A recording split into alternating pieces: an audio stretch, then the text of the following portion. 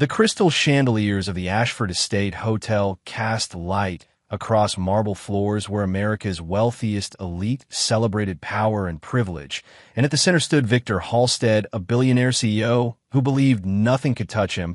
But when a quiet black boy in worn sneakers walked past security and said one impossible sentence, the room erupted in laughter, because how could this child challenge a man who controlled billions? Except there was something Victor didn't know. Something hidden in sealed documents for 13 years, something that would prove the most dangerous person in the room is always the one everyone underestimates. Just before we get back to it, I'd love to know where you're watching from today, and if you're enjoying these stories, make sure you're subscribed. The grand ballroom of the Ashford Estate Hotel had witnessed a century of history. Tonight, it shimmered with a different kind of power. Crystal chandeliers caught the light from 1,000 angles, sending fractured rainbows across marble floors that reflected the polished shoes of America's wealthiest elite. Champagne towers rose like golden monuments near the entrance, where servers in crisp black uniforms glided through the crowd with practiced invisibility. A string quartet played softly from an elevated corner, their music barely audible beneath the constant hum of conversation and laughter.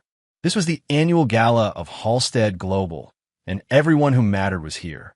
Red carpet stretched from the street entrance through the gilded double doors, past velvet ropes, where photographers captured arrivals for tomorrow's business sections. Inside, the guest list read like a directory of power: venture capitalists who could fund nations, media moguls who shaped public opinion, politicians whose campaigns depended on nights like these, and celebrities who lent glamour to what was essentially a gathering of predators in expensive suits. At the center of it all stood Victor Halstead. He was 54 but looked a decade younger, with silver threading through dark hair styled just carefully enough to seem effortless. His tailor navy suit probably cost more than most people earned in a year. He moved through the crowd like a man who owned not just the room, but the very air people breathed in it. Handshakes came with that perfect balance of firmness and warmth. His smile reached his eyes at exactly the right moments. When he laughed at someone's joke, they felt like the most interesting person alive. When he turned away, they wondered what they'd done wrong. Victor had built his reputation on being untouchable, ruthless in business, charming in public, and absolutely certain of his place at the top of the world. The evening's program had reached the awards portion. Victor stood on the stage beneath spotlights that made his smile even brighter. He held a crystal trophy shaped like a globe, ready to present the Executive Excellence Award to someone from his own company. The microphone caught every syllable of his smooth voice as he joked with the audience, drawing laughter like a conductor drawing music from an orchestra.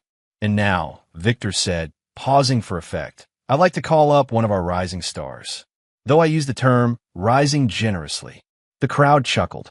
A young man in his late 20s approached the stage, his nervous energy visible even from the back rows. His name was Derek Patterson, a junior executive in acquisitions who'd apparently been selected for this moment. He climbed the steps with a smile that didn't quite hide his confusion about why he was being called up. Victor draped an arm around Derek's shoulders with false camaraderie. "Derek here sent me an email last month. Want to know what it said?" Derek's smile froze. He suggested we might be moving too aggressively in the Southeast Asia expansion. Victor's tone remained light, playful even, but something sharp glinted beneath it. He thought perhaps we should consider community impact before finalizing the factory locations. Laughter rippled through the audience. Not kind laughter, the knowing kind. "So I printed that email," Victor continued, framed it, and hung it in my office, as a reminder that sometimes our newest team members bring us fresh perspectives. He paused, letting the moment breathe. Very, very fresh perspectives. The room erupted. Derek stood frozen, his face reddening, trapped between playing along and acknowledging the humiliation. Victor handed him the trophy with a pat on the back that looked supportive but felt like a shove. The message was clear to everyone watching. This is what happens when you question me. Derek descended the stairs to scattered applause, the trophy heavy in his hands, his career trajectory fundamentally altered. Victor returned to the microphone, basking in the energy of the room. This was what he loved. Not just the wealth or the power, but the ability to shape reality itself. To make humiliation look like honor. To teach lessons that would echo through his company for months. He was beginning his next remarks when something shifted near the entrance. Security personnel along the ballroom's perimeter stiffened. Small, nearly invisible earpieces delivered messages that changed postures and redirected attention. Guests near the doors turned, their conversations faltering. Whispers began spreading like ripples across still water. A child had entered the ballroom. Not a well-dressed child from some executive's family, trailing behind parents in miniature formal wear. This was a black boy who looked about 12 or 13, wearing clothes that told a different story entirely. Faded jeans with worn knees, sneakers that had seen too many miles, a gray hoodie that had been washed so many times the fabric looked thin and soft. A backpack hung from one shoulder, the kind kids carry to school, patched with duct tape on one corner. He walked past the velvet ropes like they weren't there. Not running, not sneaking, just walking with quiet purpose through a room where he clearly didn't belong. Security moved toward him immediately. Two large men in dark suits converged from different angles, their movements professional but swift. The boy saw them coming and stopped, standing completely still in the middle of the marble floor. He didn't look scared. He didn't look defiant. He simply waited. "Excuse me, son," one guard said, his voice low. "You can't be in here." The boy looked up at him with dark, serious eyes. "I need to speak to Victor Halstead." The second guard exchanged a glance with the first. This wasn't an emergency. No threat, no panic. Just a kid who'd wandered into the wrong event. It happens sometimes at hotels. "Come on, we'll help you find your parents." "I don't need my parents," the boy said quietly. "I need to speak to Victor Halstead." On stage, Victor had noticed the disruption. His presentation had paused, and he watched with curiosity as the security team dealt with whatever minor issue had arisen. He couldn't quite see what was happening through the crowd, but the whispers spreading through the room told him it was something unusual. Then the crowd parted slightly, and Victor saw the boy.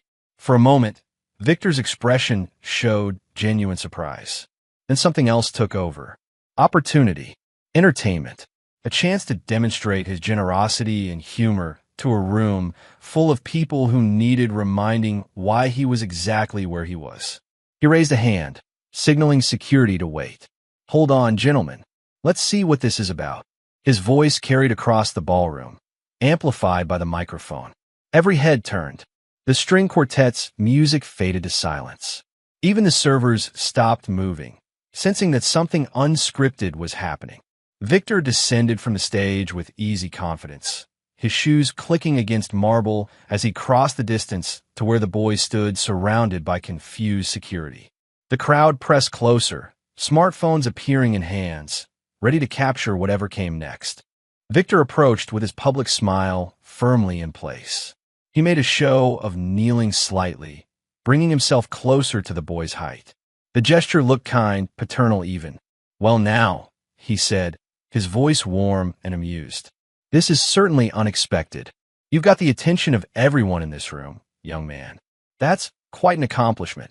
The boy looked at him without expression. Up close, Victor noted details. The kid's clothes were clean despite being worn. His face was serious, older than his years somehow. His hands gripped the straps of his backpack with steady fingers. "What's your name?" Victor asked, still smiling. "I need to speak to you," the boy replied, not answering the question, not playing the game. Victor's smile widened for the audience. "You're speaking to me now. You've got 10 seconds of my time, which is worth approximately." He paused for effect, pretending to calculate. "Let's call it $5,000. So make it good." Laughter rolled through the crowd. Victor was performing now, and they loved it. The boy's gaze swept across the ballroom. Hundreds of faces watched him, some laughing, some curious, some already losing interest. He looked at the champagne towers and crystal chandeliers, at the jewelry that caught the light, at the sea of expensive fabric and practiced smiles. Then he looked back at Victor and spoke clearly enough for the microphone to catch it. "I'm your boss." The room exploded into laughter. It wasn't polite laughter or restrained chuckling. It was the full-throated hilarity of people who found something genuinely absurd. Victor himself threw his head back, his laughter loud and genuine. When he recovered, he wiped his eyes with exaggerated dramatics. "Of course you are," Victor said, standing to his full height. He performed a deep, theatrical bow. "Your Majesty, I apologize for not recognizing you immediately." He turned to the audience, arms spread wide. "Ladies and gentlemen, apparently I've been working for this young man all along." "Who knew?" More laughter. Someone shouted, "Better give him your office." Another voice called out, "Check his ID." Victor was in his element. He walked in a small circle around the boy, making observations for the crowd. "Let's see. The designer backpack. The haute couture sneakers with the authentic streetwear." He gestured at the boy's clothes with mock seriousness. "Yes, clearly this is someone who controls a multi-billion-dollar empire." The boy's jaw tightened, but he didn't move. His hands were clenched around his backpack straps, so hard his knuckles showed pale against his dark skin. Victor leaned down again, his smile still in place, but his voice dropping slightly. Not quite as loud, still amplified, but with a different edge. "Let me give you some advice, kid. Whatever game you're playing, whatever dare your friends gave you, it's over now. Security is going to escort you out, and we'll all have a good laugh about this tomorrow." He straightened up and motioned to the guards. "Gentlemen, please see our young CEO out of the building." But the boy didn't move when the guard approached. He kept his eyes on Victor and spoke again, his voice still quiet but carrying in the now hushed room. "You work for a company you don't own. They trained me to find you." The laughter died down to confused murmurs. A few people in the crowd exchanged glances. That was an odd thing for a kid to say. Specific, not the kind of thing a child would make up on a dare. Victor's smile remained, but something shifted in his eyes. He studied the boy more carefully now. "Who trained you? And trained you for what exactly?" The boy didn't answer. Near the stage, several older executives had gone very still. A silver-haired woman in an elegant black dress set down her champagne glass with a hand that trembled slightly. Her eyes were fixed on the boy with an intensity that had nothing to do with curiosity. Victor's patience was wearing thin. The moment had gone on too long. What started as entertainment was becoming awkward. He needed to end this cleanly. He leaned down one final time, his smile gone, replaced by something colder. "Listen to me very carefully," Victor said, his voice low enough that only the boy and the nearest guest could hear, though the microphone still caught hints of it. "I don't know what delusions you're living with, or what charity case situation you crawled out of tonight, but you need to understand something. There are places in this world for people like you, and places for people like me. This room? This isn't your place. It will never be your place. So whatever fantasy you're entertaining about being in charge, about being important, about being anything other than exactly what you appear to be, let go. Know your place. Accept it. And get out of my sight." The words hung in the air like poison. The room had gone completely silent. Even those who'd been laughing moments ago felt uncomfortable now. The cruelty in Victor's voice was impossible to miss. The boy's hands clenched tighter on his backpack straps. His breathing quickened. For a moment, it looked like he might cry, might break under the weight of those words delivered in front of hundreds of people. But he didn't cry. He lifted his chin slightly and held Victor's gaze for 3 long seconds. Then security took him by the arm, firmly but not roughly. They began guiding him toward the exit. The crowd parted, creating a path. Smartphones captured his departure from every angle. As the guards walked him past the stage area, the boy's eyes swept the room one more time. They landed on the silver-haired woman near the front tables. She stood frozen, one hand raised to her mouth, her champagne glass forgotten on the floor where it had slipped from her other hand and shattered. The boy and the woman locked eyes for perhaps 2 seconds. Recognition flashed across her face like lightning. Her lips parted, forming a word that didn't quite make it to sound. Her complexion went pale beneath expertly applied makeup. Then the boy was past her, being escorted through the gilded doors and out of sight.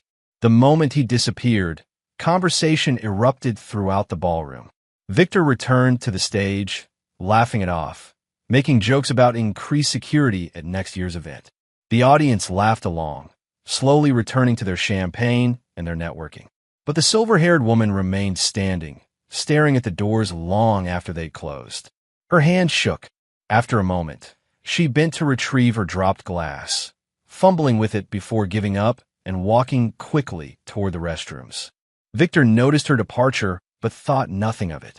He was too busy accepting congratulations for how he'd handled the situation, for turning a potential disruption into entertainment.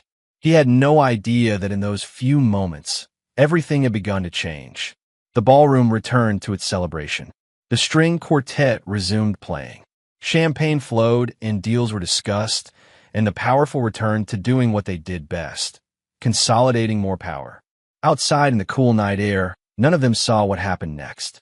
The morning after the gala, Victor sat in his corner office 70 stories above the city, watching financial news on 3 different screens. His phone buzzed constantly with messages from people who'd been at the event. Most were jokes about his new young boss. Some were congratulations on how he'd handled the situation. A few were questions disguised as jokes, asking where the boy had come from. Victor replied to the important ones with practiced humor. The incident had become part of his legend already. By afternoon, it would be an anecdote. By next week, forgotten. Except it wasn't forgotten. His assistant knocked and entered without waiting for permission, which meant something required his immediate attention. She carried a tablet, and her expression was carefully neutral. "Mr. Halstead, you have 3 separate inquiries from board members this morning." Victor glanced up, mildly annoyed. "About quarterly projections? About last night?" He set down his coffee. "Excuse me." She handed him the tablet. 3 emails, all sent within an hour of each other. One from Thomas Brennan, who controlled the pension fund investments. One from Catherine Mills, who represented the European division. And one from Margaret Crown, the silver-haired woman who dropped her glass. Each email asked the same basic question in different corporate language. "Who was the child who approached you last night?" Victor felt the first small thread of irritation. Reply to all 3. Tell them it was a random disruption. Hotel security is reviewing how he got past the entrance. Nothing to concern themselves with. His assistant nodded but didn't leave. "What?" Victor asked. Ms. Crown marked her email urgent and requested a call back within the hour. Victor stared at the screen. Margaret Crown had been with the company longer than almost anyone. She predated Victor's appointment as CEO by 15 years. She rarely attended the gala anymore, claiming health issues, but she'd made an exception this year. And now she was marking emails urgent about a kid in a hoodie. "Tell her I'll call this afternoon," Victor said finally. After his assistant left, he stood at his window, looking down at the city grid far below. Something about last night bothered him more than he wanted to admit. Not the boy himself. Kids got into places they shouldn't all the time. But the sentence he'd said, "You work for a company you don't own."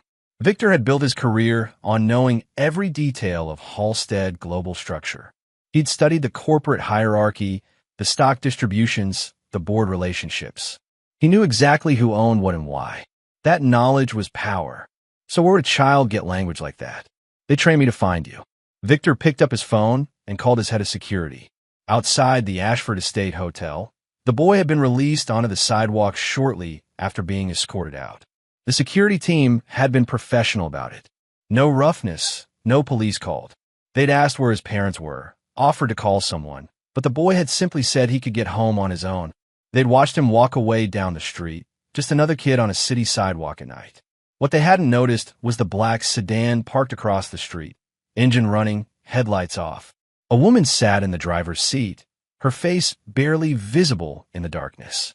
She wore a baseball cap pulled low and kept her hands on the steering wheel, watching as the boy appeared through the hotel's front entrance. She tensed when she saw him, leaning forward slightly, her fingers tightening. The boy paused on the sidewalk, looking both ways. His eyes found the sedan immediately. For a long moment, they stared at each other across 30 feet of City Street.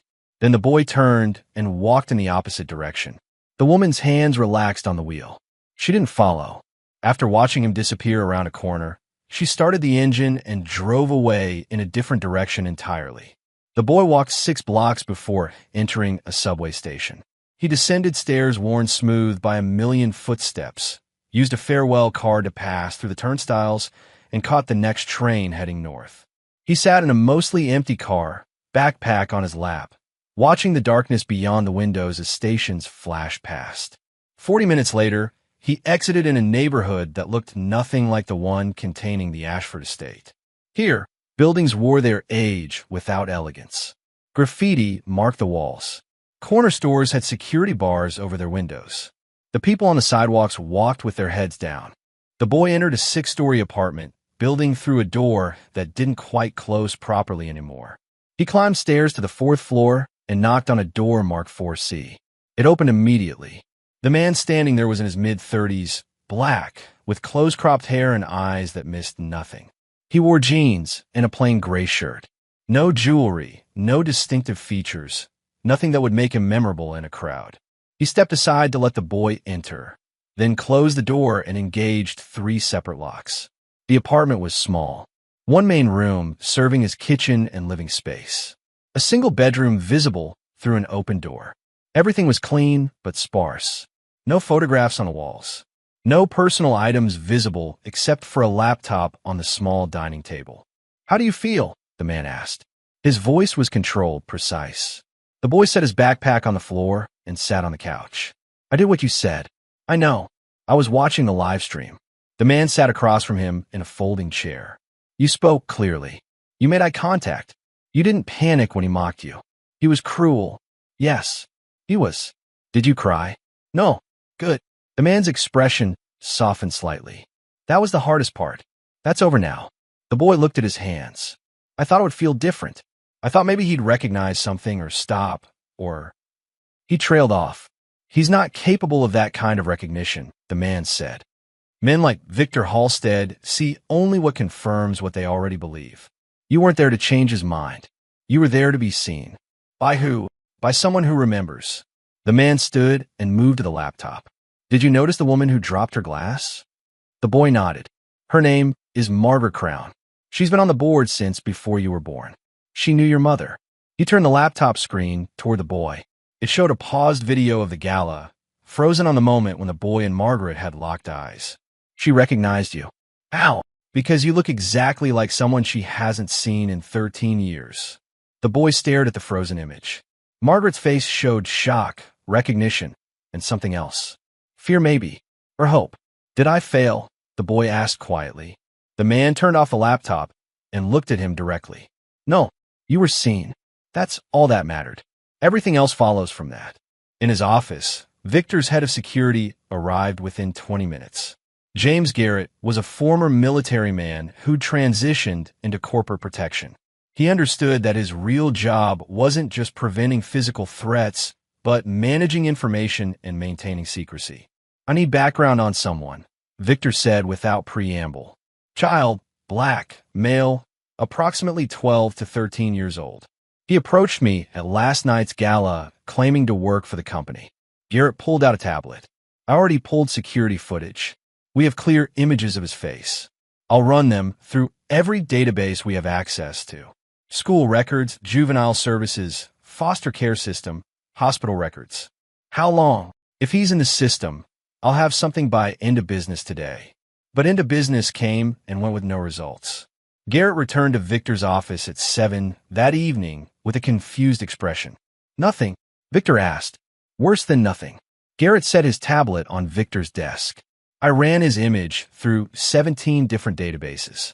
Facial recognition software flagged 0 matches in school enrollment records, no matches in the foster care system, no hospital records, no juvenile detention files. It's like he doesn't exist." Victor picked up the tablet, scrolling through the search results.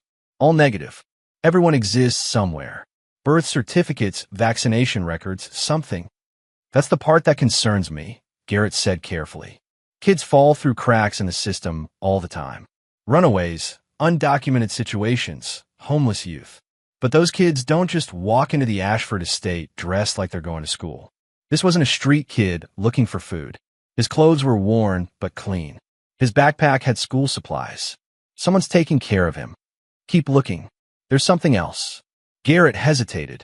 I expanded the search parameters, cross-referenced with law enforcement databases, and his facial data was flagged. Victor looked up sharply. "What kind of flag?" "The access-restricted kind.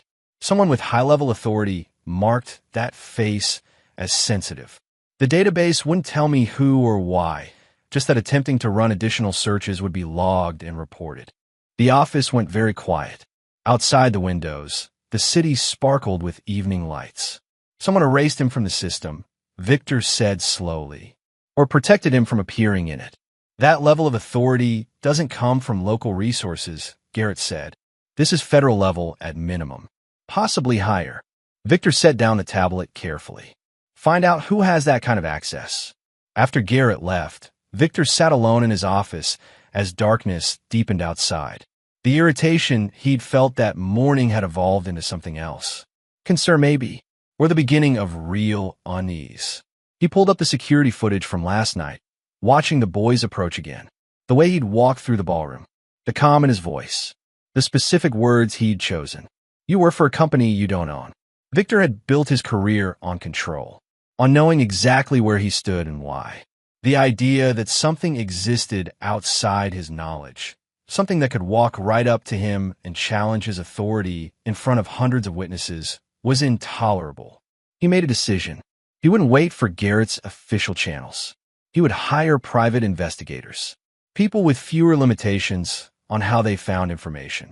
Across the city, in the fourth-floor apartment, the boys studied documents spread across the small dining table. Financial reports, corporate structure diagrams, news articles about Halstead Global's expansion into various markets. The man who'd trained him stood in the kitchen, making simple sandwiches for dinner. You should rest, he said. Tomorrow we move to the next location. Why do we have to move? Because they're looking for you now. And when they can't find you through normal channels, they'll try other ways. The boy looked at a photograph pinned to the wall. It showed the original Ashford building from decades ago, before the luxury hotel. 3 people stood in front of it. A middle-aged white man in a suit, a younger black woman in professional clothes, and a third person whose face had been torn from the photo. Is that him? The boy asked. The founder? Yes, that's Jonathan Ashford. He built the first version of what became Halstead Global. And that's my mother? Yes. The boy traced the torn section with one finger. Who's the third person? Someone who was removed from the story when she became inconvenient. In her home across the city, Margaret Crown sat in a study lined with bookshelves. On her desk sat a locked case she hadn't opened in over a decade. The key hung on a chain around her neck, hidden beneath her clothes. She'd been wrestling with herself since the moment she'd seen the boy's face, telling herself she was imagining things, that grief and guilt could create patterns where none existed. That was impossible. But his eyes, the shape of his face, the way he'd stood there, calm and certain despite being surrounded by mockery. She'd seen those same qualities in someone else years ago. Margaret removed the key from around her neck. Her hand shook as she unlocked the case and opened it.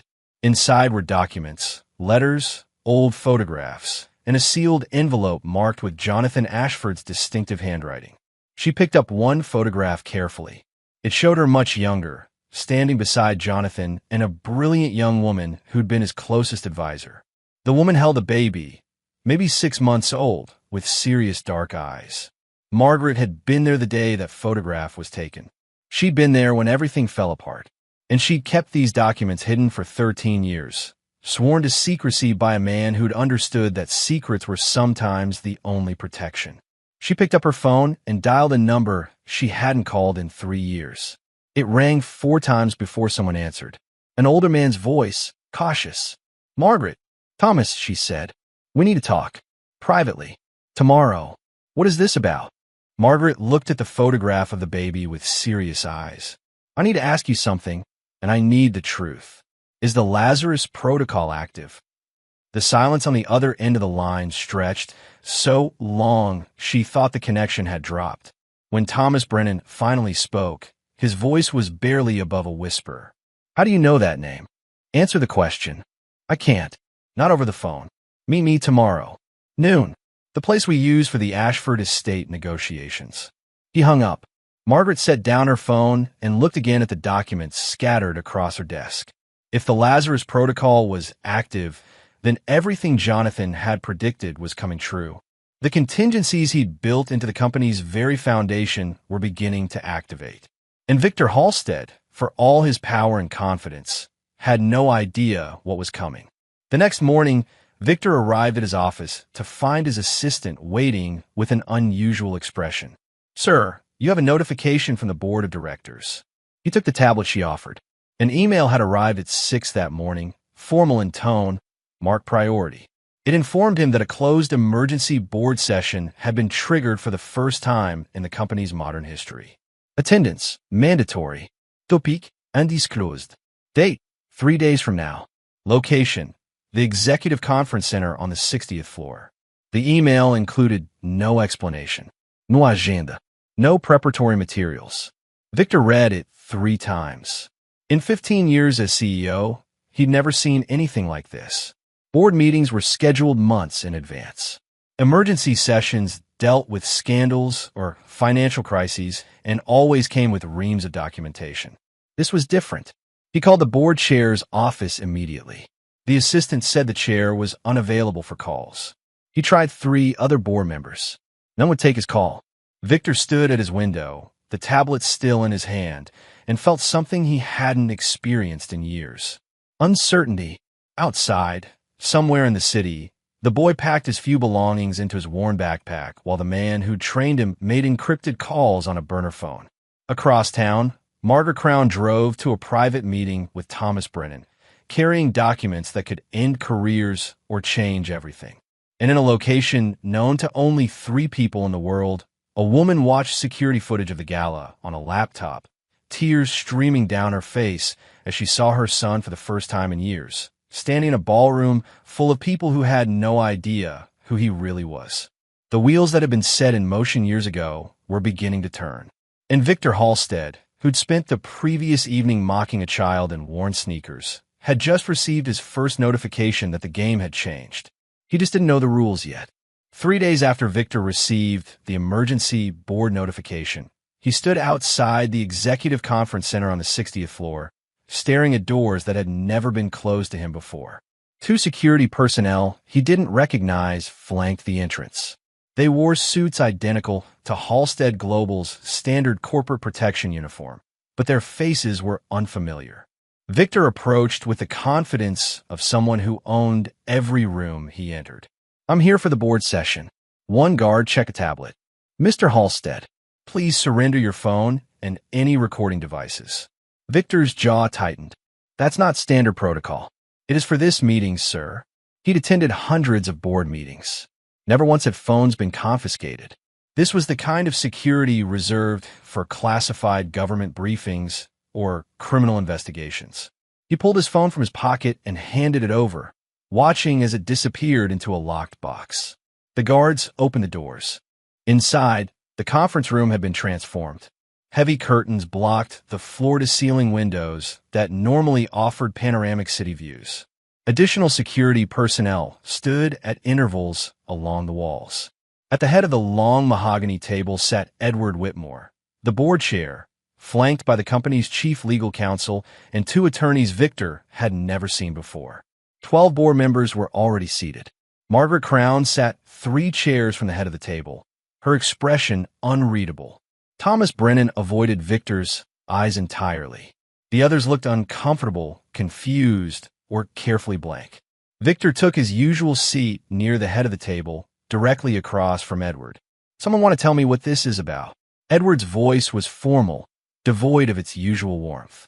"This session has been convened under Article 17 of the company's original charter. All proceedings are confidential and legally binding." Victor had studied the corporate charter when he'd become CEO. Article 17 dealt with emergency governance protocols. It hadn't been invoked in the company's entire modern history. "What emergency requires?" "Mr. Halstead," Edward interrupted. "Before we proceed, I need to ask you a direct question. 3 nights ago, at the annual gala, did a minor child approach you and make claims regarding this company?" The room went completely still. Victor felt every eye turned toward him. A kid wandered into the hotel. Security handled it. "I don't see how a minor disruption requires this level of—" "Please answer the question directly," Edward said. "Did a child approach you? Yes or no?" Yes. And did this child make any specific statements about ownership or authority within Halstead Global? Victor's instincts screamed warning. He was being led somewhere, but he couldn't see where. He said some nonsense. Kids say a lot of things. Margaret spoke for the first time, her voice cutting through the tension. He said, "I'm your boss." Those were his exact words. Weren't they, Victor? Victor turned to her slowly. "You were there. You tell me." "I was there," Margaret confirmed. "And I recognized him." The room seemed to shift. Several board members leaned forward. Edward's expression remained carefully neutral, but his hands tightened on the folder in front of him. "Recognized him as who?" Victor demanded. Margaret didn't answer. Instead, she looked at Edward and nodded once. The board chair opened his folder and removed a single document. "What I'm about to share was sealed by order of this board 13 years ago. The seal was designed to be broken only under specific circumstances." He paused, letting the weight of his words settle. Those circumstances have now occurred. Victor's mind raced through possibilities. Corporate scandals, hidden debts, illegal activities. Whatever this was, it predated his time as CEO. He could distance himself from it. Use it even. "I'm listening." Edward slid the document across the table to the chief legal counsel, who stood and began reading in a flat, professional tone. "By unanimous vote of the board of directors on March 14th, 13 years ago, the following resolution was enacted. In the event of disputed succession, contested ownership, or violation of founding principles as defined in attached appendices, a dormant corporate mechanism known as the Lazarus Trust shall be activated." The words meant nothing to Victor. He'd never heard of a Lazarus Trust. "What does this have to do with?" "Everything," Margaret said quietly. "It has to do with everything." The legal counsel continued. "The Lazarus Trust, established by founder Jonathan Ashford 6 months before his death, contains controlling interest in Halstead Global through a network of shell companies, overseas holdings, and strategic stock acquisitions made over a 20-year period. This trust was designed to remain dormant and invisible until specific triggering conditions were met." Victor felt the first real tendril of fear curl in his chest. "That's impossible. I know every major shareholder. I've seen the ownership breakdowns." "You've seen what we wanted you to see," Thomas Brennan said, speaking for the first time. His voice shook slightly. "Jonathan made sure of that." The room fell silent as the legal counsel produced another document. This one looked ancient, the paper yellowed with age. The trust activation requires 2 conditions. First, documented evidence of ethical violations severe enough to threaten the company's founding mission. Second, the verified existence and identification of a specific biological heir. Victor's blood went cold. "What heir?" Edward looked directly at him. Jonathan Ashford had a research partner, a brilliant woman named Dr. Elise Freeman, who helped develop the core technologies that built this company's fortune. She was more than a partner, Victor. She was essential. And when she discovered illegal expansions, human rights violations in our overseas operations, and financial manipulation by board members, she threatened to expose everything. "I don't know anything about." "Let him finish," Margaret said sharply. Edward continued. Rather than address her concerns, the board at that time forced Jonathan to choose between the company's survival and Dr. Freeman's reputation. He chose the company. She was publicly discredited, her contributions erased from official records, her name removed from patents and papers. 6 months after she disappeared from public life, she gave birth to a son. The conference room felt like it was closing in. Victor gripped the edge of the table. "You're telling me that child at the gala is Jonathan Ashford's biological son," Margaret finished, "and Dr. Elise Freeman's, making him the legitimate heir to the Lazarus Trust and the controlling authority over everything we've built." Victor shot to his feet. "This is insane. You're basing this on what? A kid who walked into a hotel? Anyone could claim to be." "We ran DNA analysis," Edward said calmly. "From the moment Margaret identified him, we knew we had to verify. Security footage provided clear images. We have genetic samples from Jonathan Ashford's medical records. The match is conclusive. DNA can be faked. Results can be manipulated. By 3 independent laboratories? Thomas asked. By forensic geneticists with no connection to this company? We've spent the last 72 hours verifying every detail. Victor. The boy is exactly who we feared he was. Victor felt his control slipping. Feared? You're talking about giving control of a multi-billion-dollar company to a child? Based on some trust you claim Jonathan set up before he died. Margaret stood, her movements slow but deliberate. She walked to the head of the table and placed a flash drive in front of Edward. Jonathan knew this day might come. He knew that if his son survived to adulthood, it would mean the company had become exactly what he feared it would. A mechanism for exploitation rather than innovation. Edward inserted the flash drive into a laptop. The room screens flickered to life, showing video footage that looked decades old. The image quality was poor, but the face was unmistakable. Jonathan Ashford, looking older and tired, sat in what appeared to be a home office. His voice came through the speakers, crackling with age but clear in its message. If you're watching this, it means my son has come forward. It means the contingencies I built into this company's foundation have been triggered. And it means that those I trusted to carry forward my vision have failed. Victor stared at the screen, watching a dead man deliver judgment from beyond the grave. Jonathan continued. I built Halstead Global on principles of innovation and ethical responsibility. But I allowed fear and ambition to corrupt those principles. I allowed brilliant people like Elise to be sacrificed for short-term gain.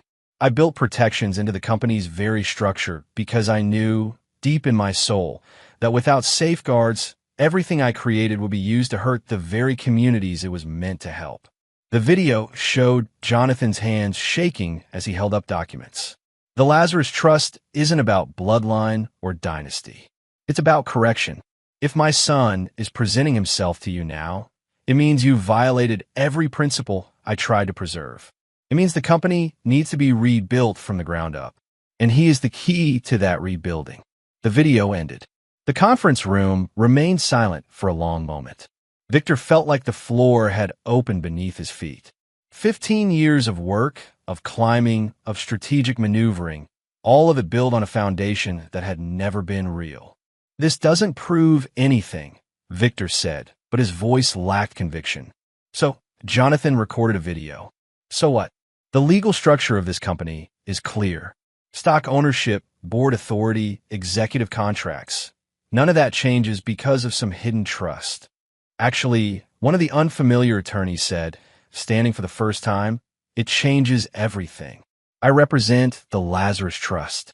My firm has been the trust's legal guardian for 13 years, maintaining its structure and monitoring the company for triggering conditions. 6 months ago, we documented sufficient violations of the founder's ethical guidelines. The human rights complaints from the Southeast Asian operations alone would have been enough. The financial manipulation that led to 3 executive removals sealed it. Victor's mind flashed to Derek Patterson at the gala, to the executives who'd been quietly pushed out over the years, to expansion decisions he'd made without fully investigating their impact. I did what was necessary for growth. You did what Jonathan feared someone would do, Margaret said. You prioritized profit over people. You turned this company into exactly the kind of machine he'd tried to prevent. And in doing so, you triggered the very mechanism designed to stop you. Where is this boy now? Victor demanded. If he's so important, why isn't he here? He's being kept safe, Edward replied, until we're certain of your response to this information. Victor looked around the table at faces that had been allies, that had voted for his initiatives, that had celebrated his successes. Now, they looked at him like he was already gone. You're actually considering this. Giving control to a child who knows nothing about running a company. The trust doesn't require him to run anything, Thomas said. It requires him to hold ultimate authority, to prevent anyone from making the kinds of decisions that hurt people for profit. The operational structure can remain largely intact. Largely? Victor seized on the word. What changes? You. Margaret said simply. You change. Your role, your authority, your future with this company. All of it changes. Victor felt rage building beneath his fear. I've given 15 years to Halstead Global. I've tripled its value. I've expanded into markets that exploit vulnerable populations, Margaret interrupted, that ignore environmental concerns, that prioritize shareholder returns over human dignity. Yes, Victor, we know what you built. That's exactly why we're here. The board chair stood, signaling that the session was approaching its conclusion. Mr. Halstead, we're informing you of these developments as a courtesy and a legal requirement. The Lazarus Trust's activation cannot be stopped or reversed. The boy's identity has been verified through every means available to us. Within the next 72 hours, there will be a second gathering, a formal presentation of authority. And if I refuse to recognize it, Edward's expression hardened. Then you'll be removed by security and face legal consequences for breach of contract. Every agreement you signed as CEO included provisions requiring adherence to the founder's original charter. You're bound by those terms whether you knew about the Lazarus Trust or not. Victor felt his world collapsing. Everything he'd built, every sacrifice he'd made, every person he'd stepped over to reach this position, all of it was being pulled out from under him by a child in worn sneakers. This is insane. It's justice, Margaret said quietly.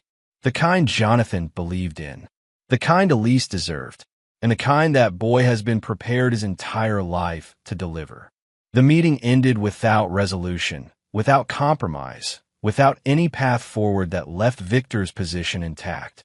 As board members filed out, some avoided his eyes entirely. Others looked at him with something like pity. Victor remained seated long after the room emptied, staring at the blank screens where Jonathan Ashford's ghost had delivered its verdict. His phone was returned at the door. The moment he was back in his office, Victor made a call to the private investigation firm he'd hired days earlier. I don't care what it costs or what laws you have to bend. Find me everything on that boy. Where he lives, who's protecting him, what leverage points exist. I want in 48 hours. Then he made a second call to a media consultant who specialized in crisis management. I need to prepare a narrative. Something about corporate sabotage, foreign interference, anything that makes this sound like an attack rather than a legitimate succession. He was not going to let a child take everything he'd built, not without a fight. 48 hours later, Victor stood in his bathroom at home, adjusting his tie with mechanical precision. In the mirror, his reflection looked calm, composed, ready for battle. But his hands betrayed him with the slightest tremor. Today was the formal presentation, the moment when the board would officially introduce the boy and transfer authority. Victor had spent 2 sleepless nights preparing his response, consulting with lawyers, strategizing his defense. He'd found sympathetic board members, ones who thought the Lazarus Trust was an overreach, who believed experience mattered more than bloodline. He had allies. He had arguments. He had a plan. The presentation was being held not at headquarters, but at an exclusive private estate outside the city. The location itself was a message. This was about old money, old power, old agreements that existed before Victor had ever heard of Halstead Global. Victor's driver took him through gates that opened on a manicured grounds. The main house was a mansion built in the previous century, all stone and history and quiet wealth. Other cars were already parked in the circular drive. Board members arriving early, gathering before the main event. Victor exited his car and walked toward the entrance with his head high. He was ready for this. Whatever they thought they were going to do, he would counter it. He would find the weakness in their plan and exploit it. Security met him at the front door. Not the rental guards from the board meeting, but the same 2 unfamiliar faces he'd seen before. They looked at him with expressions that held no deference. "Mr. Halstead," one said, "please follow me." They led him not toward the main entrance, but to a side door. Victor's confidence faltered. "The meeting is in the main hall, isn't it?" "This way, sir." They brought him to a smaller anteroom. Through interior windows, Victor could see into a much larger conference hall. Board members were already seated around a massive table. Legal counsel lined the walls. At the head of the table sat several empty chairs. And then Victor saw the boy. He sat calmly in one of those chairs at the head of the table, wearing clean clothes that still looked modest. Dark pants, a white shirt, nothing flashy. Margaret Crown sat beside him, speaking quietly. On his other side sat one of the unfamiliar attorneys from the emergency session. Victor moved toward the hall's main entrance. Security stepped in front of him. "I'm sorry, Mr. Halstead. You're not cleared to enter yet." "Not cleared?" Victor's voice rose. "This is a company proceeding. I'm the CEO. Please wait here. You'll be called when appropriate." Victor stared at them in disbelief. He looked through the windows at the gathering inside. Board members he'd worked with for years sat around that table. Not one of them looked toward the anteroom. Not one seemed concerned that he wasn't present. The security guard's earpiece crackled. He listened, then nodded. "Mr. Halstead, you can enter now.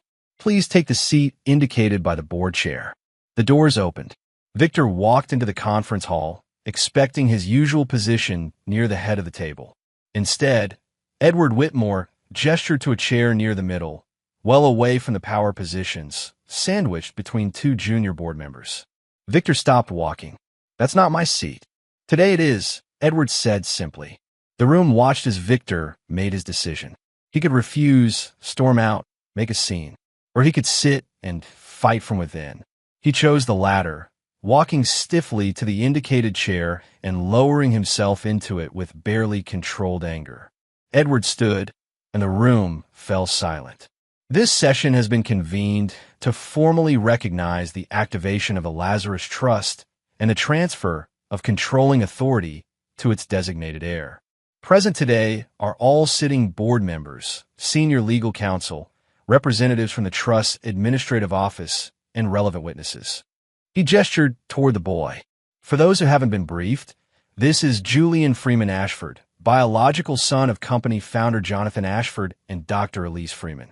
His identity has been verified through genetic testing, sealed birth records, and documentation maintained by the Trust since his birth. Julian. The boy finally had a name. Victor studied him from across the table. The child looked back with those same serious eyes from a gala. No fear. No triumph. Just quiet observation. Before we proceed with the formal recognition, Edward continued, Mr. Halstead has requested an opportunity to present objections. Victor, all eyes turned to him. This was his moment. Victor stood slowly, commanding attention the way he always had. Thank you.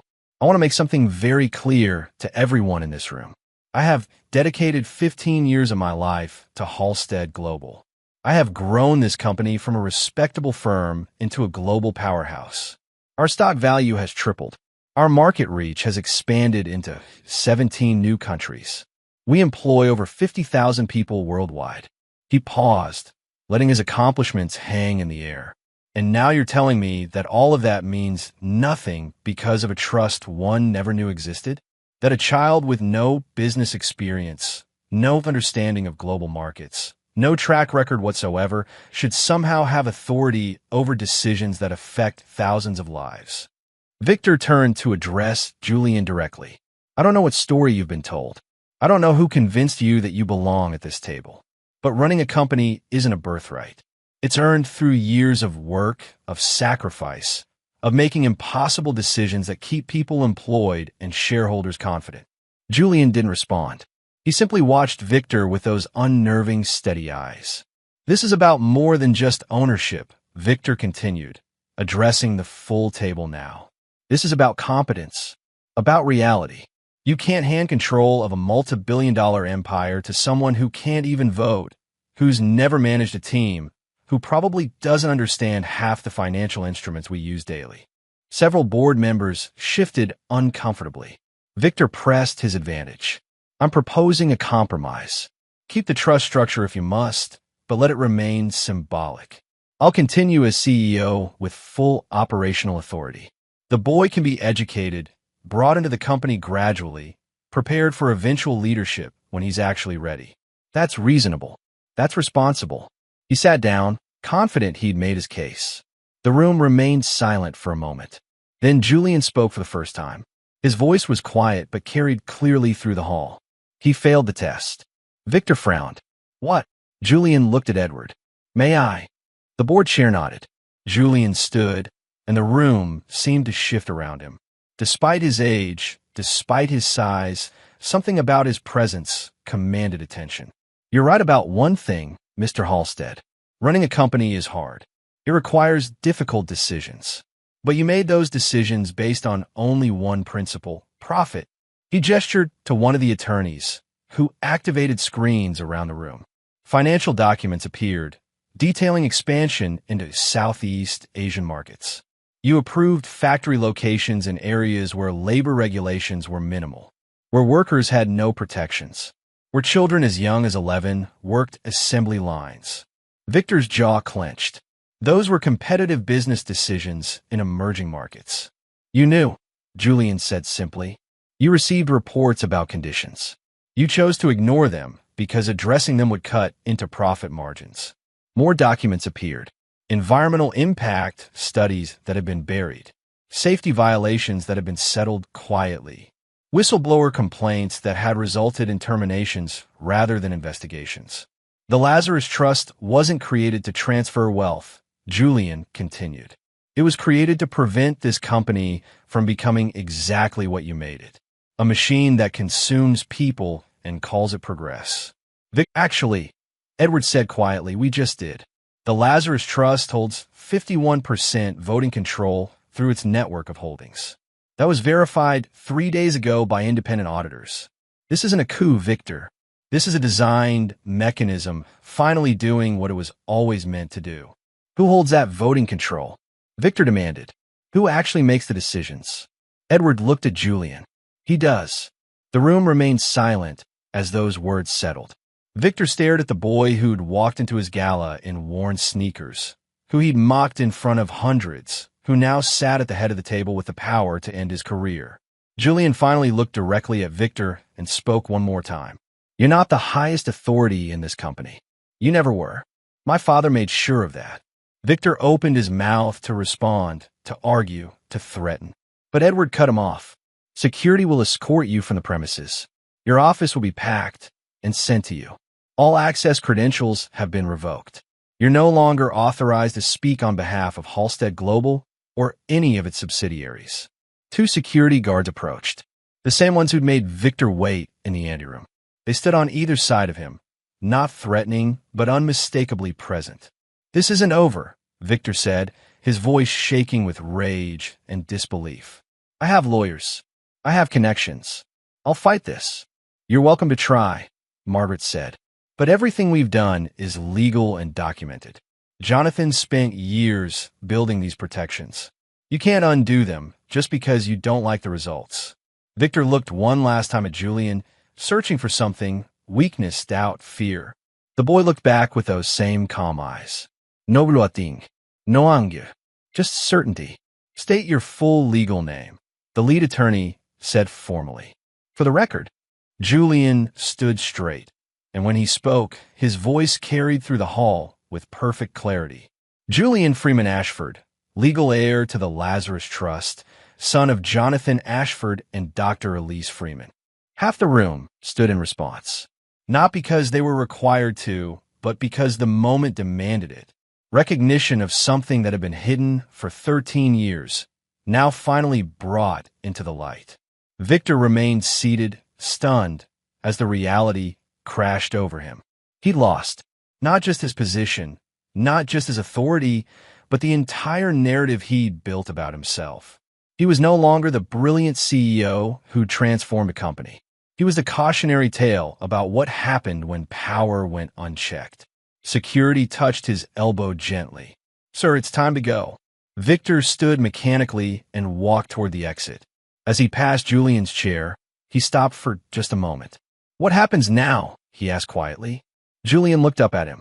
The truth happens, and then we rebuild.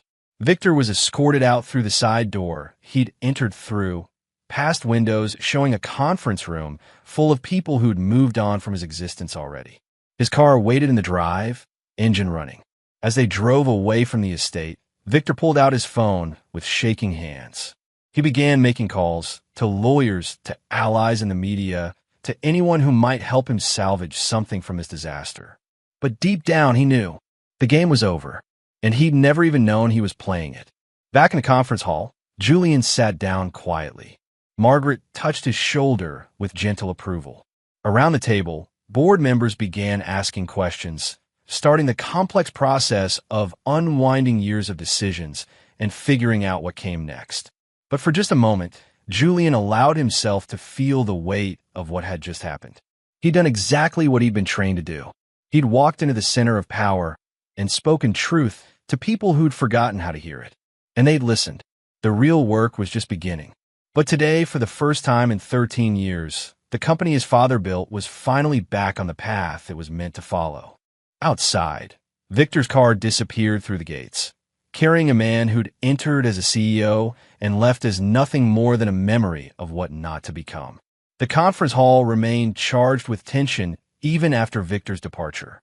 Board members who had stood in recognition of Julian slowly returned to their seats, exchanging uncertain glances.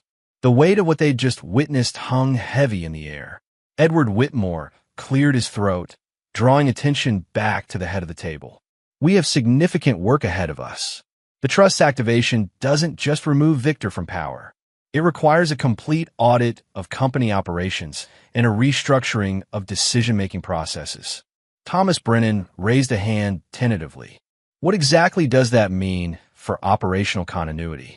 We have contracts in motion, quarterly projections due, investor calls scheduled for next week.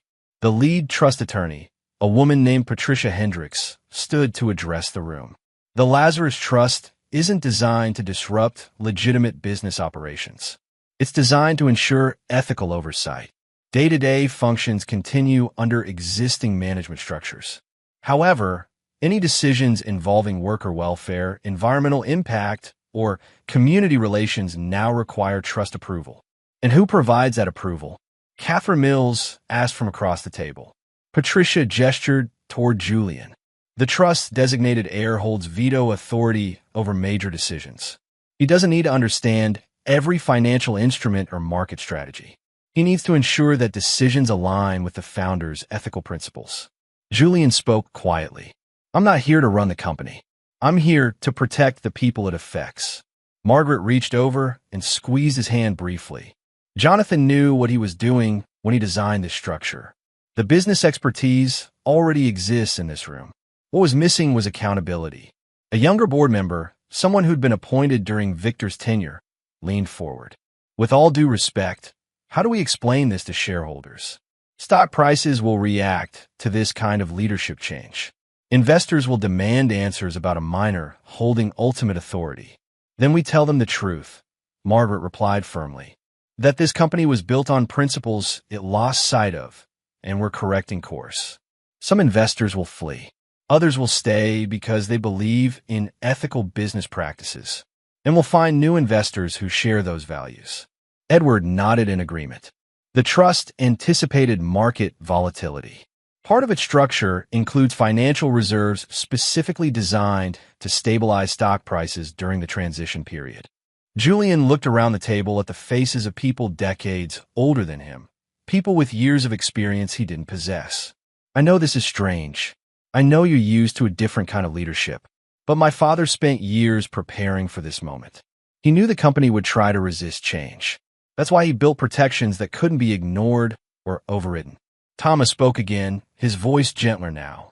What happens next? Practically speaking, what are the immediate steps? Patricia distributed folders to each board member. Phase 1 involves a complete operational review. Every contract, every supplier relationship, every international operation gets audited against ethical standards outlined in the trust documents. Phase 2 restructures executive compensation to prioritize long-term sustainability over short-term profits. Phase 3 implements worker representation in major decision-making processes. The room erupted in overlapping questions and concerns. Some board members embraced the changes enthusiastically. Others looked pale, realizing how fundamentally their world was about to shift. The discussion stretched for over an hour, technical and detailed, as lawyers outlined the legal framework that would govern the transition. Throughout it all, Julian remained mostly quiet, listening carefully, occasionally asking questions that revealed how thoroughly he'd been prepared for this moment. He knew the trust documents. He understood the ethical frameworks. And when he did speak, his words carried a moral clarity that made arguments about profit margins sound hollow. Finally, as the initial session drew to a close, Edward made one more announcement. There's one additional matter. The trust documents specify that Julian's identity and role must be publicly disclosed within 72 hours. We'll be holding a press conference tomorrow morning. The room went silent. Public disclosure meant the world would know. Media scrutiny, investor panic, intense examination of every detail. Is that wise? Catherine asked carefully. Shouldn't we prepare the narrative more thoroughly first? The trust is explicit, Patricia replied. Transparency is non-negotiable. Secrets are what allowed the company to drift from its principles. We won't perpetuate that pattern. As the meeting finally adjourned, Julian was escorted not back to the small apartment with his handler, but to a secure residence owned by the trust. It was a modest house in a quiet neighborhood, far less ostentatious than where most board members lived, but comfortable and safe. Margaret accompanied him, along with Patricia and 2 security personnel who would maintain a permanent presence. Inside, Julian set his backpack down in the entrance hall and looked around at what would be his home for the foreseeable future. You did well today, Margaret said softly. Your father would be proud. Julian's composure cracked slightly. I keep thinking he's going to walk through a door somewhere. That this will all make sense if I could just talk to him. Margaret sat down on the couch, gesturing for Julian to join her. I knew your father for 20 years. I watched him build this company from nothing, and I watched it slowly consume him. The guilt over what happened to your mother ate at him every day. Tell me about her, Julian said. The man who trained me gave me facts, documents, timelines, but he couldn't tell me what she was really like. Margaret's eyes grew distant with memory. Elise was brilliant, not just intelligent, brilliant in a way that made everyone around her better. She could see connections others missed, solve problems that seemed impossible. When she and Jonathan worked together, they were unstoppable. What happened to her? That, Margaret said quietly, is a story you need to hear from her directly. Julian looked up sharply. She's alive. I know she is, but no one will tell me where. Because keeping you separate kept you both safe. But that changes now. Tomorrow, after the press conference, there are people who need to meet you, and questions that finally have answers. Across the city, Victor sat in his home office, surrounded by legal documents and empty coffee cups. He'd spent the entire evening making calls, consulting with attorneys, reaching out to allies. The responses had been uniformly disappointing. His personal lawyer had been blunt. Victor, everything they did was legal. The trust structure is airtight. Jonathan Ashford spent years building it with some of the best legal minds in the country. Fighting this in court would cost millions and likely fail. His calls to sympathetic board members had been awkward. Most made excuses about needing time to process the changes. A few were honest enough to admit they couldn't afford to oppose the trust's authority. The media consultant had been equally discouraging. The narrative is already established. Boy genius inherits company from deceased father, exposes ethical violations. You're the villain in this story. Anything you say publicly will only make it worse. Victor stared at his computer screen, reading news alerts about tomorrow's press conference. Speculation was already building online. Someone had leaked that major changes were coming to Halstead Global's leadership. Financial blogs debated what it might mean. Stock prices had frozen in anticipation. He pulled up security footage from the gala one more time, watching Julian walk through that ballroom. The boy who destroyed everything Victor had built with nothing but his existence. Julian watched as Edward explained the Lazarus Trust in carefully chosen words. The room remained quiet, journalists scribbling notes or recording every syllable. Cameras focused on Julian, analyzing every detail of his appearance. The trust's designated heir, Edward continued, is Jonathan Ashford's biological son, Julian Freeman Ashford. He has been verified through multiple independent sources and will assume controlling authority over company decisions moving forward. The room erupted. Questions shouted over each other. Camera flashes created a strobe effect. Julian stood still, exactly as he'd been trained, letting the chaos wash over him without reacting. Edward raised his hands for quiet. We'll take questions, but please wait to be called on. A senior business reporter from a major financial publication stood. Can you explain how a minor can legally hold controlling interest in a multi-billion-dollar public company? Patricia stepped to the microphone. The trust structure complies with all relevant securities laws.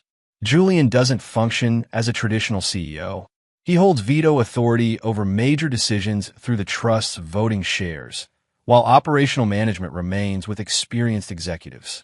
Another reporter, this one from a technology news outlet. What happened to Victor Halstead? Was he removed? Did he resign? Edward's expression remained neutral. Mr. Halstead's employment has been terminated in accordance with his contract provisions. We won't be discussing specific circumstances of that termination at this time. A woman from an investigative journalism website stood. Can you address rumors that this change is related to ethical violations in the company's overseas operations? The question hung in the air. This was the moment they'd prepared for. The first hint that this wasn't just about succession, but about accountability. Julian stepped forward to the microphone before anyone else could answer. My father created the Lazarus Trust because he feared the company he built would lose sight of its original purpose. He was right to fear that. Over the past 15 years, decisions were made that prioritized profit over people. That's going to change. The room exploded again with follow-up questions, but Edward moved to end the conference. Written statements with additional details will be distributed within the hour. Thank you. Security escorted them off the stage through a side exit. The moment they were clear of cameras, Julian felt his hands begin to shake. Margaret noticed and put a steadying hand on his shoulder. You did perfectly, she said. It didn't feel perfect. It felt like being on display. That's because you were, Patricia said pragmatically. Welcome to the reality of power. Privacy isn't part of the package. They returned to the secure residence, where Julian expected to continue the day's scheduled meetings and briefings.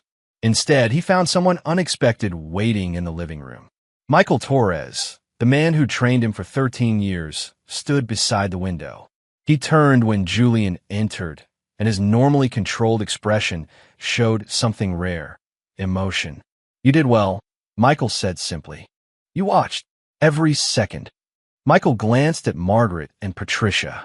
Is it time? Margaret nodded. He needs to know everything, and she needs to see what he's accomplished. Julian's heart raced. My mother. You're taking me to my mother. Not quite, Michael replied. We're bringing her here. She's been in secure housing for 13 years. Moving her is complicated. But yes, you'll meet her today. The next hour passed in a blur of anxious waiting. Julian tried to occupy himself with documents and briefings, but his mind wouldn't focus. Every time a car pulled up outside, his head snapped toward the window. Finally, a black sedan arrived. 2 security personnel exited first, scanning the area. Then a woman emerged from the back seat. She was in her mid-40s, black, with natural hair pulled back from a face that looked like an older version of Julian's own features. She wore simple clothes and moved with careful deliberation, like someone who'd spent years being invisible and was still adjusting to being seen. Julian stood frozen in the doorway as she approached. She stopped a few feet away, her eyes taking in every detail of him. Tears streamed down her face, but she didn't wipe them away. Julian, she whispered. He crossed the distance between them, and she pulled him into an embrace that felt like coming home after a lifetime of being lost. They stood there, mother and son, while everyone else quietly retreated to give them privacy. When they finally separated, they sat together on the couch, neither quite willing to let go of the other's hand. I'm sorry, she said immediately. I'm so sorry you had to grow up without me. I'm sorry for every birthday, every milestone, every moment I missed. Why? Julian asked. Why did you have to hide? Elise took a deep breath. Because they tried to erase me once, and I knew they'd do it again. Or worse. She told him the story then, the full truth that he'd only heard pieces of before. How she'd met Jonathan Ashford when she was a young researcher. How they collaborated on breakthrough technologies that became the foundation of Halstead Global. How she'd been not just his partner, but his equal in every way that mattered. We were building something revolutionary, Elise said. Not just profitable technology, but innovations that could help communities that had been left behind. Jonathan believed that companies could be engines of social good if structured properly. What happened? The board happened. As we expanded, the original investors wanted faster returns. They pushed for aggressive growth strategies that required cutting corners, using suppliers with questionable labor practices, ignoring environmental impact studies, prioritizing speed over safety. Her voice hardened with remembered anger. I found evidence of violations that could have brought criminal charges. Workers injured because of inadequate safety measures. Communities displaced without proper compensation. Research data falsified to meet regulatory requirements. I compiled everything and told Jonathan we had to go public with it. He didn't want to. He wanted to handle it internally. He believed he could fix things from within, convince the board to change course. But the board members saw me as a threat. They gave Jonathan an ultimatum: discredit me publicly and remove me from all official company records, or they'd force him out and bury the violations anyway. Julian felt anger building in his chest. So he chose the company. He chose to stay in position to protect what came next. Elise corrected gently. He knew they'd erase me regardless of his decision. But if he stayed, he could build something they couldn't control. The Lazarus Trust was his way of ensuring that someday the truth would come out. But you disappeared. I had to. After the public discrediting, I was unemployable in my field. My research was stolen and attributed to others. My patents were challenged and overturned. And then I realized I was pregnant. She squeezed his hand. That changed everything. Because Jonathan told me something the board didn't know, that he'd already started building the trust structure, that our son would inherit control if he survived to adulthood. They would have killed me, Julian said quietly. It wasn't a question. They would have done whatever was necessary to protect their power, Elise confirmed. So Jonathan arranged everything. Fake records that showed I'd left the country. A protection network that kept you hidden. Michael, who Jonathan trusted with both our lives. And 13 years of waiting to see if the safeguards would work. Did you know what I was doing? The training, the preparation? Michael sent encrypted updates once a month. I knew you were safe. I knew you were being prepared. But I couldn't be part of your life because any connection between us was too dangerous. Her voice broke. Do you have any idea how hard it was? Knowing you were out there, growing up, becoming who you are, and I couldn't even send you a birthday card. Julian leaned into her. I used to imagine what you were like. Michael told me facts, but I wanted to know everything else. What made you laugh? What your voice sounded like? If you ever thought about me. Every single day, Elise said fiercely. Every single day for 13 years. They sat together as the afternoon light shifted through the windows. Outside, the press conference was creating shockwaves through financial markets and media outlets. Victor Halstead was plotting his next move. The board was beginning the complex process of unwinding years of questionable decisions. But in that quiet living room, a mother and son reclaimed what had been stolen from them 13 years ago. Not just their relationship, but their identity, their story, their truth.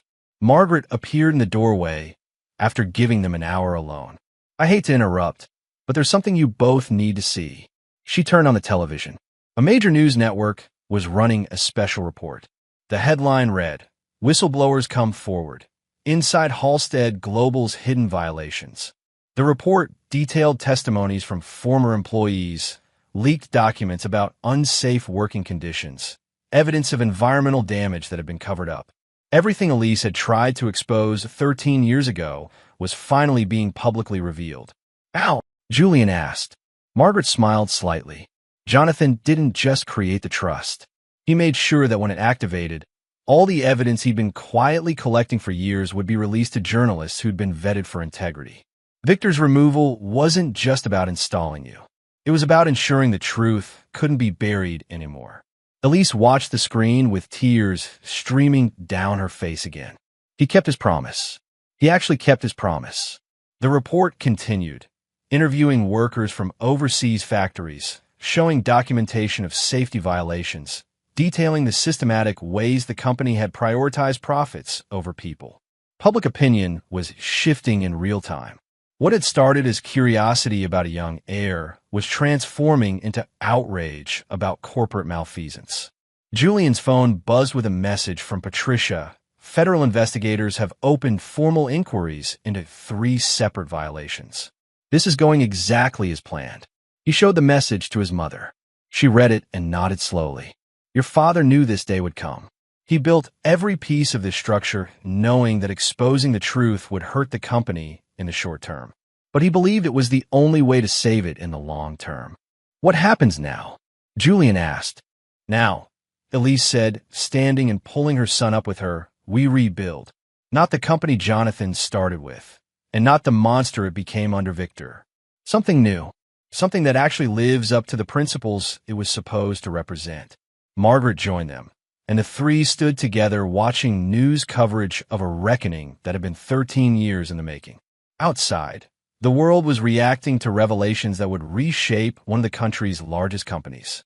But inside that house, 3 people who'd sacrificed everything for this moment allowed themselves a brief sense of victory. The hardest parts were still ahead. Legal battles, restructuring challenges, resistance from those who benefited from the old system. But today, truth had won its first major victory. And for the first time in 13 years, Julian Freeman Ashford stood not as a hidden heir or a trained instrument, but as himself, with his mother beside him and his father's legacy finally honored. The revolution Jonathan Ashford had planned in secret was now unfolding in public view, and there was no going back. 3 days after the press conference, Julian sat with his mother in the secure residence, watching news coverage that seemed to never end. Every major network ran stories about Halstead Global's transformation. Financial analysts debated the company's future. Worker advocacy groups praised the revelations. Investors nervously awaited clarity on restructuring plans.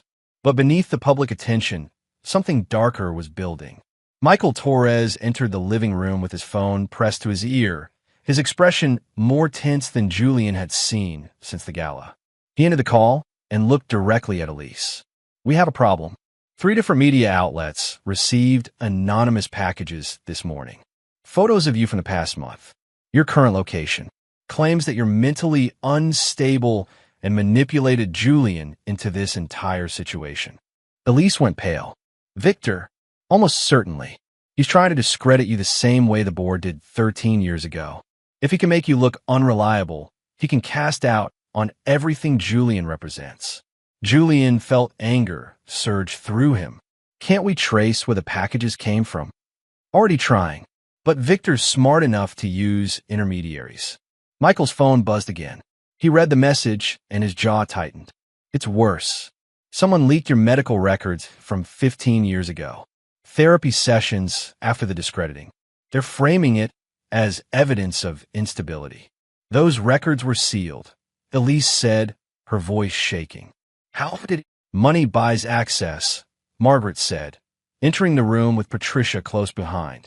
Victor has resources and connections. He's wounded and desperate. That makes him dangerous.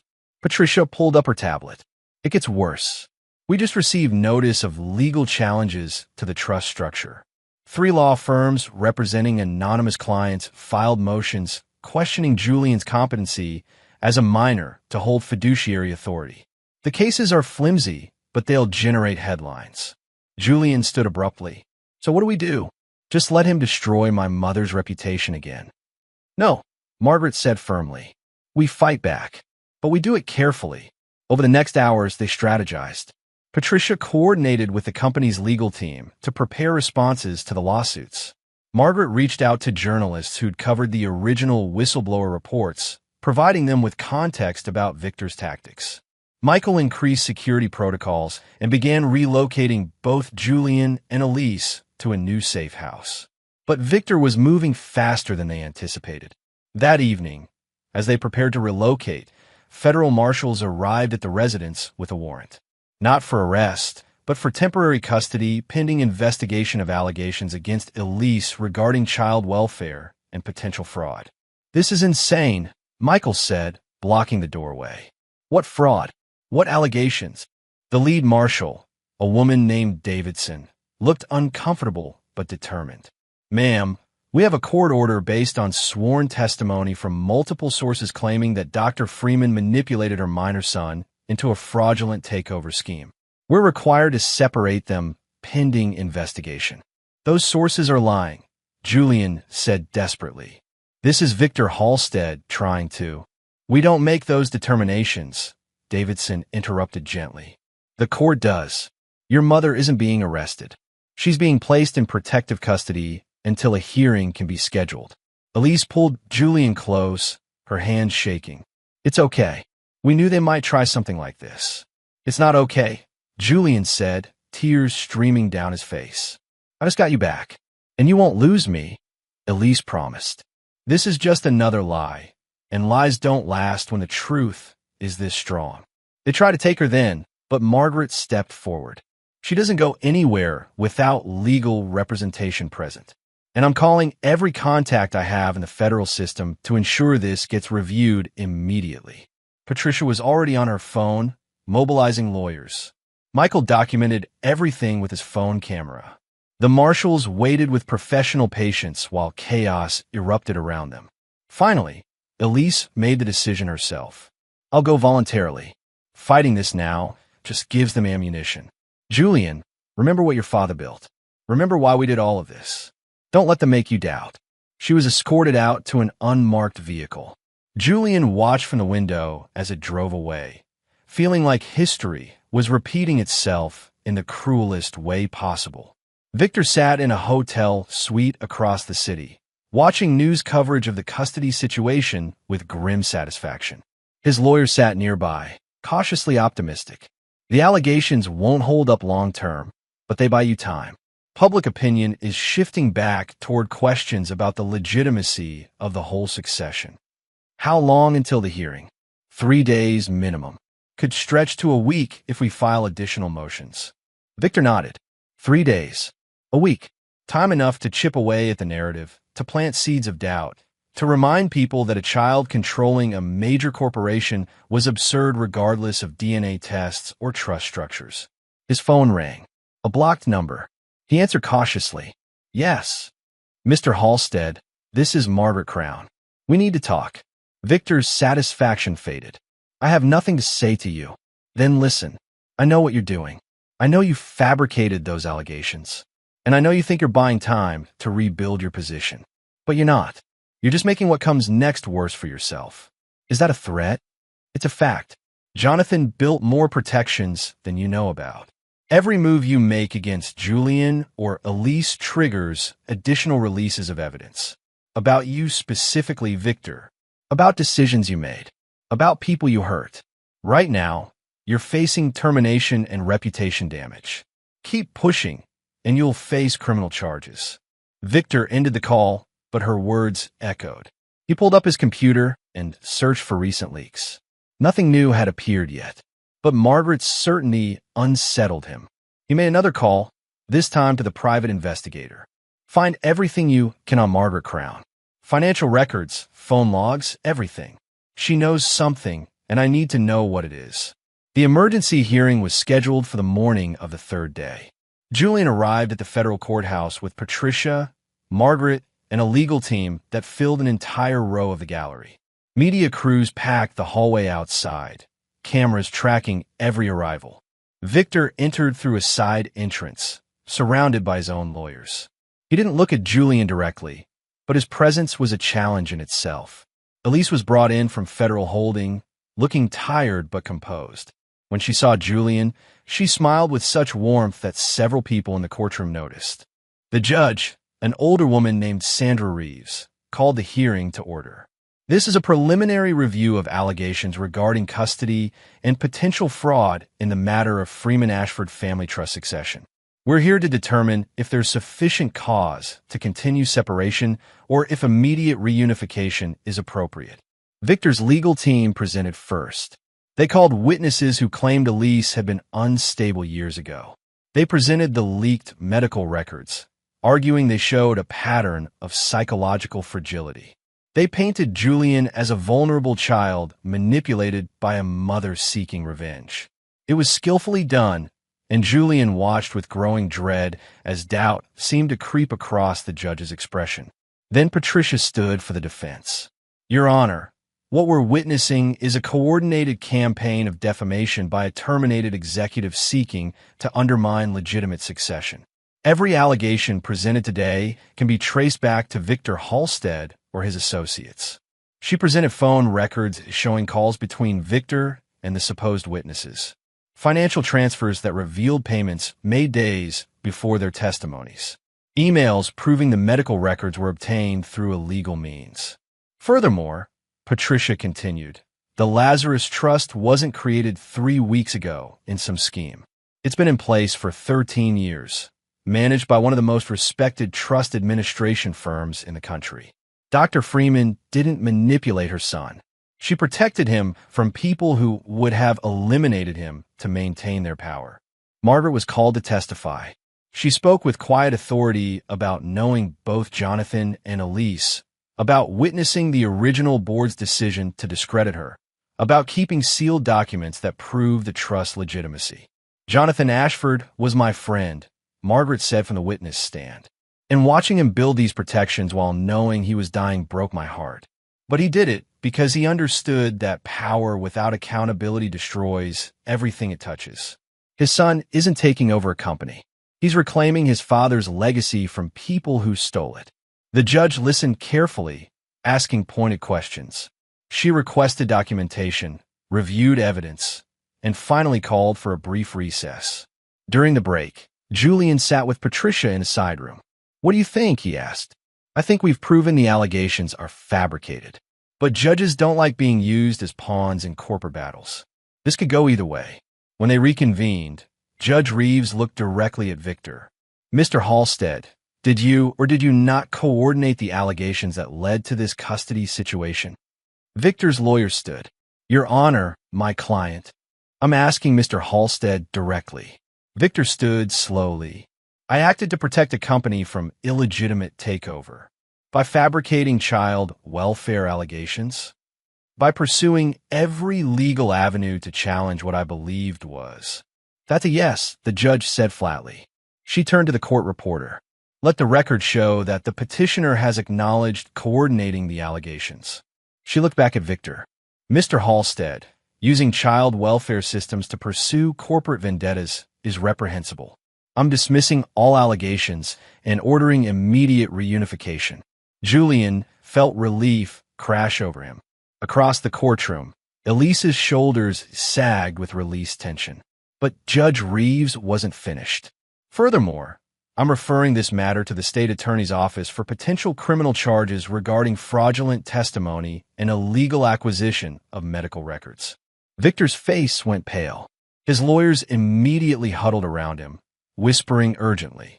This hearing is concluded, Judge Reeves declared. Dr. Freeman is released from custody immediately. The courtroom erupted. Reporters rushed for exits to file stories. Julian crossed the room to his mother, and they embraced while cameras captured the moment. Victor was escorted out through a back entrance, surrounded by lawyers trying to minimize the damage. As he passed Margaret in the hallway, she spoke quietly enough that only he could hear. Jonathan gave you every chance to do the right thing. You chose this ending. The weeks that followed moved with surprising speed. Federal investigators expanded their inquiry into Halstead Global's practices under Victor's leadership. 3 executives who'd participated in the overseas violations resigned ahead of anticipated charges. The company's board voted to implement every reform outlined in the trust documents. Julian held his first official company meeting not in the boardroom, but in a community center near one of the factories that had been cited for violations. Workers, advocates, and board members sat together as he outlined a vision for what the company could become. My father believed that businesses should serve communities, not exploit them, Julian said. That means fair wages, safe conditions, and environmental responsibility. It means transparency about our operations and accountability when we fail. It means workers having voices and decisions that affect their lives. The response wasn't universal praise. Some investors pulled out, unwilling to accept reduced profit margins.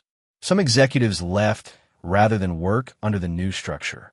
But others stayed, energized by the possibility of building something that balanced profit with purpose. Victor's legal troubles mounted. The state attorney filed charges related to the custody fraud. Civil suits from workers harmed by his decisions moved forward. His reputation, once gleaming, became synonymous with corporate greed and ethical failure. He never returned to the Halstead Global. Eventually, he left the city entirely, his career destroyed by his own desperate attempts to preserve it. 6 months after the gala, where everything began, Julian stood in the original Ashford building that had housed the company's first offices. It was being converted into a museum and educational center about ethical business practices. His mother stood beside him, fully restored to her rightful place as a pioneering researcher. Her contributions were being recognized formally, her name returned to patents, her work acknowledged in industry publications. Margaret joined them, looking at old photographs on the walls. "Jonathan would be so proud of both of you. I wish I could have known him," Julian said quietly. "You do know him," Elise replied. "Every principle you're fighting for, every change you're making, that's Jonathan. He lives in the work." That evening, Julian returned to something resembling a normal life. He'd enrolled in school, determined to have experiences beyond boardrooms and trust documents. His security detail remained discreet but present. The media attention had faded somewhat, though he'd never be fully anonymous again. As he sat in his room doing homework, regular homework for a regular class, he thought about the gala, about walking into that ballroom in worn sneakers and a faded hoodie, about Victor's mockery and the crowd's laughter. He thought about how much had changed because one quiet sentence had been spoken at exactly the right moment. "I'm your boss." Not as revenge, not as conquest, but as truth finally finding its voice. The Lazarus Trust had done what Jonathan Ashford designed it to do. It had survived attempts to suppress it, outlasted those who tried to discredit it, and ultimately transformed a company that had lost its way. Julian Freeman Ashford, the boy everyone laughed at, had become the steward of his father's true legacy. And in boardrooms, classrooms, and communities affected by Halstead Global's operations, people were beginning to see that sometimes the most powerful thing in the world isn't wealth or status or control. Sometimes it's just the truth, spoken clearly by someone brave enough to stand in a room full of people who don't believe them, and wait for the moment when they have no choice but to listen. When those in power laugh at the powerless, who decides when the laughter stops? If you enjoyed this story of truth reclaiming what corruption tried to steal, hit that like button and subscribe for more stories where justice finds its voice.